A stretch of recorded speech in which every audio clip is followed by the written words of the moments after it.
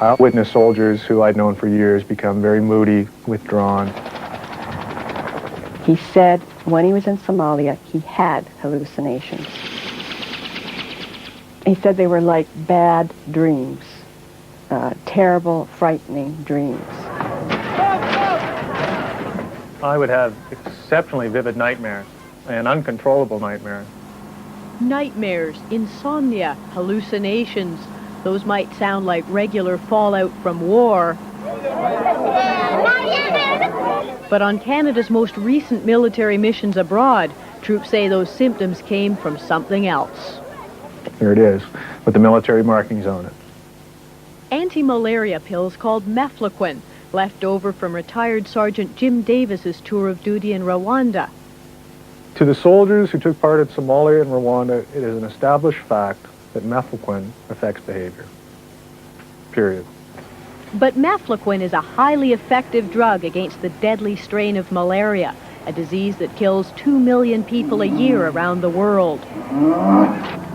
When Canadian forces headed to Somalia in 1992, they needed protection. Number 1, go! Number 2, go! Mefloquine was still an experimental drug in Canada, not licensed yet. There was a dilemma. Health Canada knew it was a useful drug, but was concerned about its side effects. Dr. Michelle Brill-Edwards was a drug regulator with the department. There were reports about severe psychiatric reactions to the drug. Severe psychiatric reactions. She's not talking about Mefloquine's common side effects, insomnia, dizziness, stomach upsets, but full-blown psychosis, people going crazy. And there was controversy as to how common these events really were. And we hoped to glean information about this and other side effects. So Health Canada sanctioned a special Mefloquine safety study run by the drug manufacturer Hoffmann La Roche. That meant the only way Ottawa's defense headquarters could use this experimental drug legally was under the controlled conditions of the study. Here's the document, the military's commitment to watch the soldiers closely for dangerous side effects, signed in March of '91 by Lieutenant Colonel Martin Tepper, MD. When the military signed on to the safety study, it agreed to follow strict rules. All soldiers taking Mefloquine had to give informed consent. They had to be carefully monitored, and the military had to send reports on all the soldiers back to the drug company. That's the law. But in Somalia, those rules went right out the window. Informed consent for an experimental drug?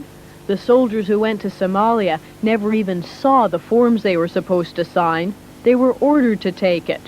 A mail and a copy of the Montalban Inquirer.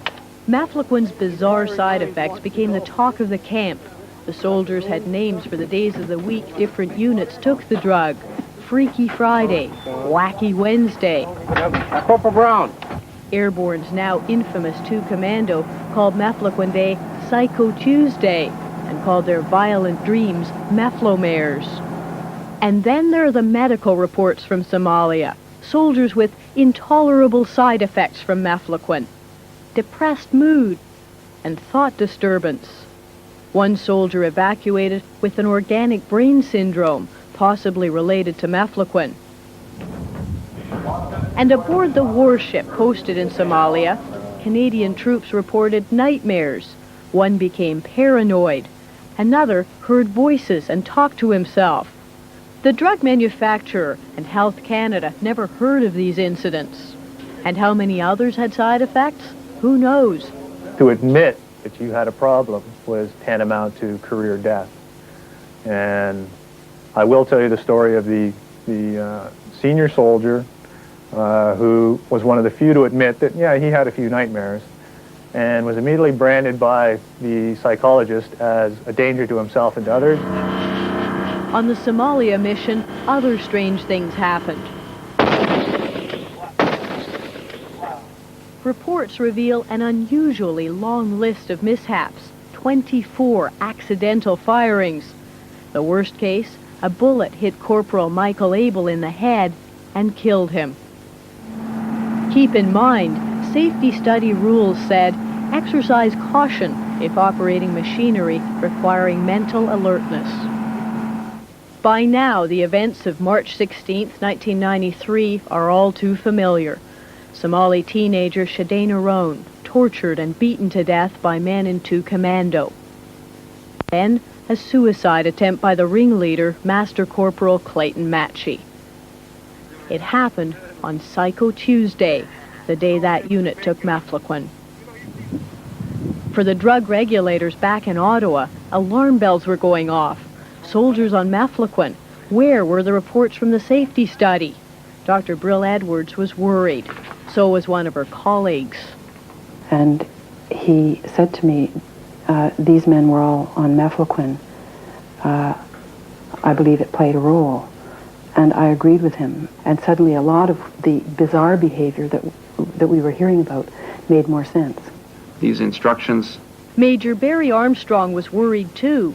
Remember, he was the whistleblower who first suggested Canadian troops committed murder.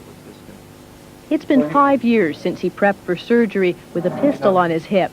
After Somalia, he started wondering about the possible role of the malaria drug. And then I started reading about the side effects of Mefloquine. And then the penny dropped. Then 2 and 2 were put together and made 4. In the fall of '93, Dr. Armstrong stated in a paper presented to the Surgeon General that troops may have been impaired by the use of Mefloquine. He got permission to look into it. Then a few months later, he got a shock. I got my annual assessment, my performance report, and I was criticized by my superior for having had an interest in Mefloquine. He said that these sorts of things were bad for my reputation, and that I had no reason to do this, that there was no reason at all. It should be left alone. So is it fair to say that you were strongly discouraged from raising questions about Mefloquine? Absolutely true. It looked like the Mefloquine issue was dead. Then a year later, Reform MP John Cummins raised it in the House. Furthermore, the minister and the military establishment ignored the well-known effects of Mefloquine, a malaria drug administered to Canadian troops in Somalia.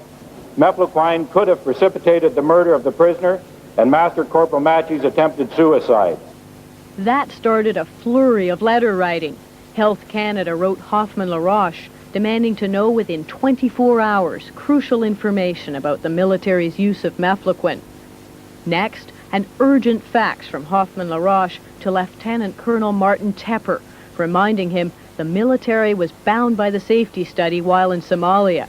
The company said, "We were unable to find records," and asked, were any or all of the airborne soldiers sent to Somalia enrolled in the Mefloquine study? Please provide a list. 4 days later, the military's official response, signed by Dr. Tepper. There was no list. The mandatory consent form was not used. Tepper also suggested the military had a release letter to operate outside the safety study, but stated, "We have not yet found the specific supporting documentation." It's now 3 years later. W5 asked the Department of National Defense to look for that crucial release letter. We also asked Hoffmann-LaRoche and Health Canada to check their files. None of them could find such a document. No release letter would mean the military brass gave an experimental drug to Canadian soldiers illegally. Dr. Tepper is no longer with the military. He now works for Health Canada. He refused an on-camera interview. So did Dr. Pierre Morissette, the former Surgeon General, the military's top medical authority at the time. The military is under as much obligation to obey Canadian law as any other citizen. And the authority of the military hierarchy does not include the authority to break laws that are under Canada's Criminal Code, which the Food and Drug Act is. If the military doctors had followed the safety study, they might have known more about Corporal Scott Smith. He suffered all through Somalia with chronic diarrhea and terrifying hallucinations that kept him awake for days. By the time Corporal Smith headed off on his next mission to Rwanda, Mefloquine had been approved in Canada. He was taking it again, and he told journalist Bonnie Toes his hallucinations had returned. And I looked and I said, "Scott, Why are they sending you back? What medical officer would clear you to go back to Rwanda when for 6 months you suffered dysentery and hallucinations? On Christmas Day, 1994, just a few hours after a cheerful phone call home to his mother, Corporal Smith left the mess tent, pulled out his gun, and killed himself. His suicide was a complete shock to his fellow soldiers. It struck us as incredibly strange, and there was a lot of discussion as to why that might have happened, and Mefloquine came up. Corporal Smith's family has asked for an inquiry into his death. It hasn't happened. And that closes the hearings. And the commissioners of the Somalia inquiry weren't given time to look into Mefloquine. That leaves some troubling questions. Did Mefloquine have anything to do with what went wrong in Somalia? Why was it never investigated after the mission? And if the military had stayed within the legal bounds of the safety study, would we all know more about Mefloquine today? Tremendous opportunity to make use of that kind of experience was lost here. It would seem deliberately lost. The most perfect beret is this one. Soldiers who served honorably in the Canadian forces want some answers. I have no desire to bring disgrace on the forces again, but out of concern for really good friends of mine who are still out there giving their all and putting their lives on the line for Canadians. Yeah, if Mefloquine is going to hurt them, then I would like to see Mefloquine examined much more thoroughly. Mefloquine is now available to Canadians under the brand name Lariam. Almost 200,000 prescriptions for it have been filled in this country. How safe is it? That story next week on W5.